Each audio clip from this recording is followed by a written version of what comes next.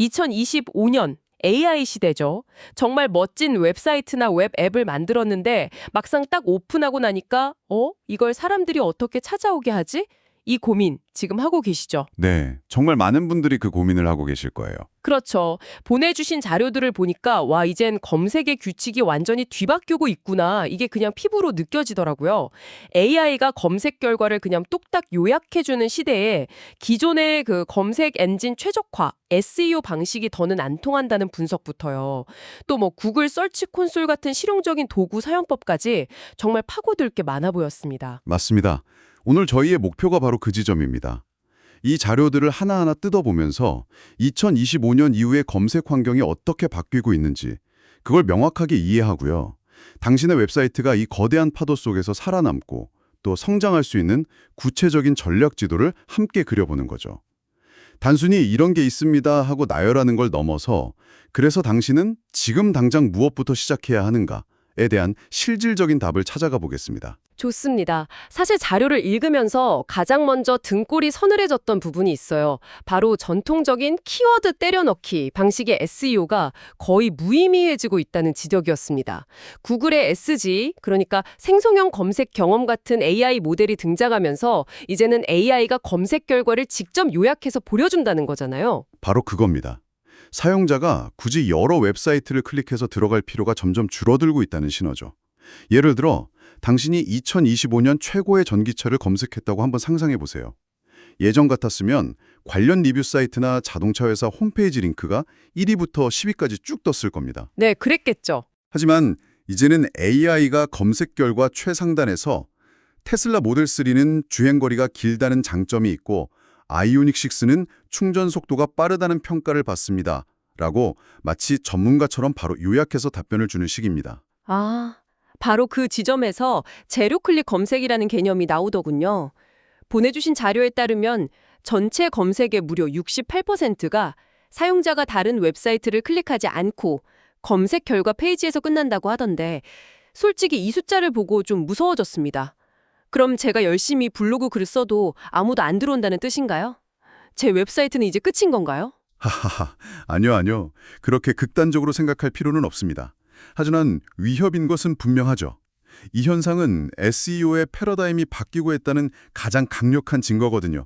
이제 SEO는 단순히 내 웹사이트에 키워드를 많이 넣는 작업이 아닙니다. AI가 당신의 컨텐츠를 신뢰할 만한 답변의 재료로 선택하게 만드는 과정, 그걸로 진화해야 합니다. 답변의 재료요? 네. AI가 당신의 글을 인용할 만한 가치가 있다고 판단하게 만들어야 하는 거죠. 문맥적 연관성과 정보의 신뢰성이 그 어느 때보다 중요해진 겁니다. 아, 그러니까 제 웹사이트로 사람을 바로 끌어오는 게 아니라 일단 AI에게 인정을 받는 게 첫 번째 관문이 된 거군요. 그렇다고 해서 기존의 SEO를 완전히 버려야 한다는 의미는 또 아니라고 자료들은 말하고 있던데요. 2026년 이후의 검색 환경은 기존 링크 검색과 AI 요약 검색이 공존하는 전환기가 될 거라고요. 여기서 투트랙 접근법이라는 말이 나오더라고요. 네, 아주 중요한 포인트입니다. 사용자의 검색 행동이 아주 흥미롭게 분화되고 있기 때문이죠. 사람들은 1차적으로 정보를 탐색할 때는 AI 검색의 요약 기능을 적극적으로 활용합니다. 빠르고 편리하니까요. 네네. 하지만 그렇게 얻은 정보가 정말 맞는지 검증하거나 실제 구매처럼 중요한 결정을 내려야 할 때는 여전히 전통적인 검색 방식을 통해 여러 웹사이트를 꼼꼼히 비교하고 확인하는 경향을 보입니다. 그러고 보니 한 자료에서 제시한 데이터가 정말 인상 깊었어요. CGPT 사용자의 98%가 여전히 구글 검색을 함께 사용한다고 하더군요. 정확합니다. 이런 AI가 모든 걸 대체하는 게 아니라 사람들이 필요에 따라 도구를 나눠 쓰고 있다는 강력한 증거네요. 네, 바로 그거죠. 따라서 이 투트랙 전략에서 각 채널의 역할은 명확해집니다. 생성형 AI 최적화, 즉 GSEO는 사용자의 초기 관심사를 사로잡고 브랜드 인지도를 높이는 탐색 단계에서 중요합니다. 요즘 어떤 전기차가 좋아? 같은 그런 넓은 질문에 답을 주는 거군요. 맞습니다. 반면 전통적 SEO는 테슬라 모델 3 장기 렌트 가격 비교처럼 구체적인 정보를 찾거나 최종 구매를 결정하는 전환 단계에서 여전히 핵심적인 역할을 수행하죠. 이 두 가지를 모두 잡아야만 소비자의 전체 검색 여정에서 당신의 브랜드가 처음부터 끝까지 함께할 수 있습니다. 알겠습니다. 그러니까 AI를 위해서는 탐색용 콘텐츠를, 인간을 위해서는 전환용 콘텐츠를 준비해야 한다. 이 말씀이시죠? 이 투트랙 접근법이 큰 그림이라는 건 이해했습니다. 그럼 이제 정말 궁금한 부분, 그래서 구체적으로 뭘 해야 하는가로 넘어가 보죠. 자료들을 읽다 보니 몇 가지 핵심 전략들이 눈에 띄던데 그중에서도 가장 근본적으로 보이는 게 바로 신뢰에 관한 것이었어요. EEAT라는 약어가 계속 나오더라고요. 맞습니다. 이제 모든 전력의 기반은 EEAT라고 봐도 과언이 아닙니다. 구글이 콘텐츠를 평가하는 핵심 기준이죠. 전문성, expertise, 권위성, authoritativeness, 신뢰성, trustworthiness는 원래 있던 개념인데 최근에 경험, experience가 새롭게 추가됐습니다. 저도 그 부분이 흥미로웠어요. 경험이라.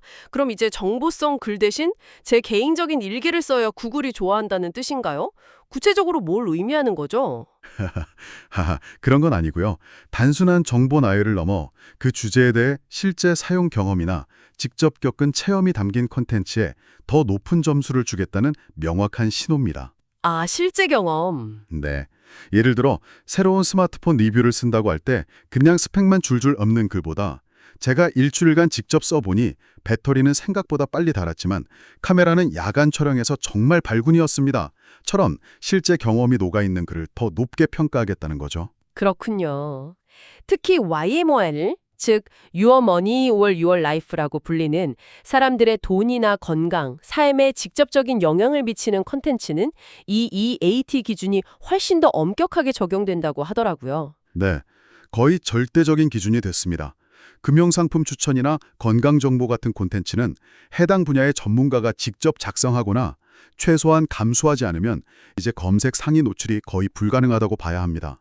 자료에 나온 헬스라인이라는 의료정보 웹사이트가 아주 좋은 사례죠. 오, 어떤 사례인가요? 이 회사는 모든 콘텐츠를 현직 의사가 직접 검토하고 서명하도록 시스템을 바꿨습니다.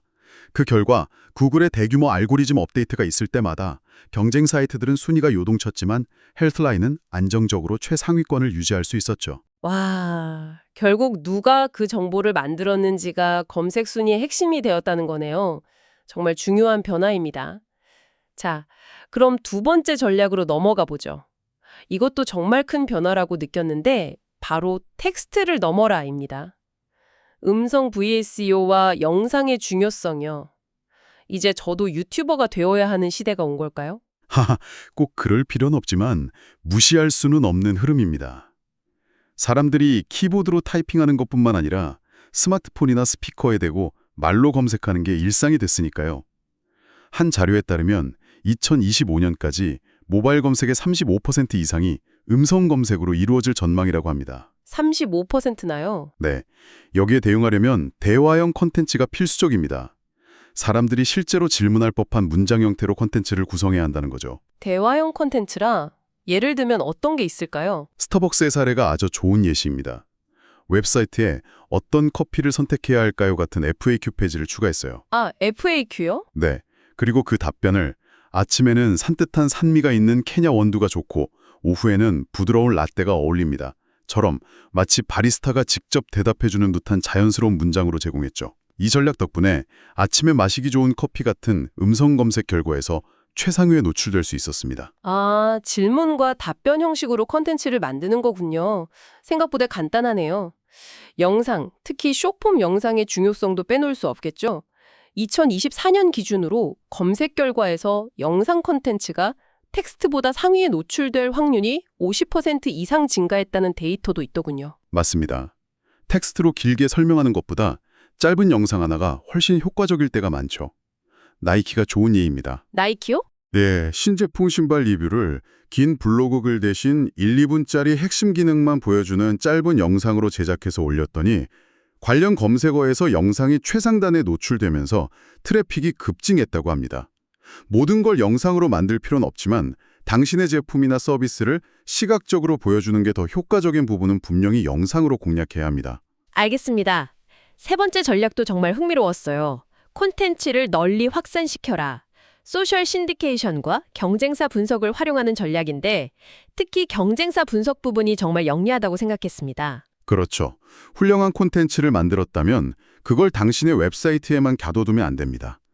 AI 모델들은 당신의 웹사이트뿐만 아니라 레딧, 유튜브, X 같은 다양한 소셜미디어를 적극적으로 학습하거든요. 아, 특히 X의 AI인 그로욱은 트윗을 매우 중요한 정보 출처로 삼는 경향이 있습니다.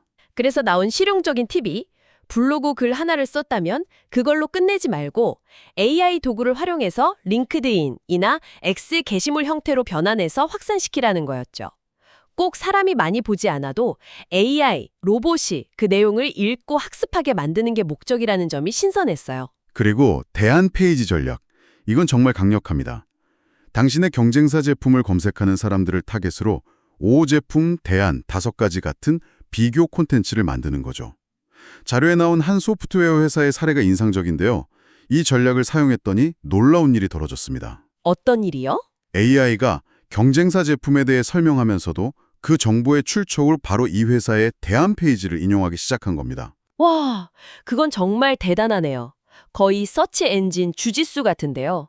경쟁사의 힘을 역이용해서 우리 쪽으로 트래픽을 끌어오는 거잖아요. 하하, 재밌는 비유네요. 맞습니다. 이건 당장 시도해봐야겠습니다. 자, 이제 마지막 4번째 전략입니다. 앞서 말한 모든 것들이 효과를 발휘하려면 결국 탄탄한 기술적 기반이 뒷받침되어야 한다는 점이었어요. 맞습니다. SEO는 크게 3개의 기동으로 이루어집니다. 콘텐츠 중심의 온페이지 SEO, 사이트 외부 평판인 오프페이지 SEO, 그리고 기술적 문제인 테크니컬 SEO죠. 아무리 좋은 콘텐츠가 있어도 사이트가 느리거나 모바일에서 깨져 보이면 아무 소용이 없습니다. 그렇죠. 그리고 오프페이지 SEO의 핵심은 여전히 백링크입니다. 다른 신뢰도 높은 웹사이트에서 당신의 사이트를 얼마나 많이 언급, 즉 링크해주는지가 검색 순위에 큰 영향을 미치죠. 그리고 이 모든 기술적 현황을 진단하고 관리하는 가장 기본적이면서도 강력한 도구가 바로 구글 서치 콘솔이라고 강조하더군요. 사실 이름만 들으면 좀 어렵고 기술적으로 들리는데 꼭 개발자가 아니어도 쓸 수 있는 건가요? 그럼요. 구글 서치 콘솔은 내 웹사이트의 무료 건강검진 보고서라고 생각하시면 쉽습니다. 아, 건강검진 보고서요? 네, 어떤 검색어로 사람들이 들어오는지, 각 검색어의 노출 순위는 어떤지, 사이트에 페이지를 찾을 수 없음 같은 오류는 없는지 등을 아주 쉽게 확인할 수 있습니다. 사이트맵을 제출해서 검색 로봇이 내 사이트 구조를 쉽게 파악하고 사이트 로딩 속도, 즉 코어 웹 바이탈을 점검하고 모바일 환경에서 사이트가 잘 보이는지 확인하는 등의 기본을 다지는 것. 이것이 바로 모든 SEO 전략의 출발점입니다. 자, 오늘 정말 많은 이야기를 나눴네요. 머릿속이 정리되는 기분입니다. AI 시대의 SEO는 더 이상 단순한 키워드 기술이 아니라 종합적인 컨텐츠 전략이라는 생각이 드네요. AI와 인간 2명의 고객을 동시에 만족시켜야 하는 투트랙 전략이 필요하고 누가 만들었는지를 증명하는 신뢰, EEAT 기반의 컨텐츠가 핵심이라는 점. 그리고 텍스트의 한계를 넘어 음성과 영상으로 소통의 창을 넓히고 소셜미디어를 통해 AI가 내 컨텐츠를 더 잘 학습할 수 있도록 적극적으로 확산시켜야 한다는 점도 중요하죠. 마지막으로 이 모든 전략이 제대로 작동하기 위해 구글 서치 콘솔 같은 도구로 내 집의 기초공사를 튼튼히 하는 것을 절대 잊지 말아야 합니다. 완벽한 정리입니다. 이제 뭘 해야 할지 길이 보이는 것 같습니다. 여기서 한 걸음 더 나아가 당신이 혼자 조용히 생각해 볼 만한 마지막 질문 하나를 던져드리고 싶습니다. 오늘 저희가 논의한 전략들은 대부분 경쟁이 매우 치열한 영어권 시장을 기준으로 하고 있습니다. 그런데 제공해 주신 자료 중 하나에서 아주 흥미로운 지적을 했습니다. 프랑스어, 스페인어 등 비영어권 시장은 아직 고품질 컨텐츠가 훨씬 부족해서 경쟁이 덜하다는 것이죠. 아, AI는 언어의 장벽을 아주 쉽게 넘어 어떤 언어로 된 컨텐츠든 순식간에 번역해서 필요한 사용자에게 정보를 제공할 수 있습니다. 생각지도 못한 관점이네요. 어쩌면 당신의 가장 큰 기회는 지금 속한 레드오션 시장에서 더 잘하기 위해 피 터지게 경쟁하는 것이 아니라 아직 아무도 제대로 공략하지 않은 다른 언어 시장을 선점하는 것일지도 모릅니다. AI 번역 도구를 활용하면 그 어느 때보다 쉽게 다른 언어로 콘텐츠를 만들 수 있는 시대니까요. 당신의 콘텐츠가 정말로 필요한 사람들은 과연 지금 당신이 생각하는 그곳에만 있을까요?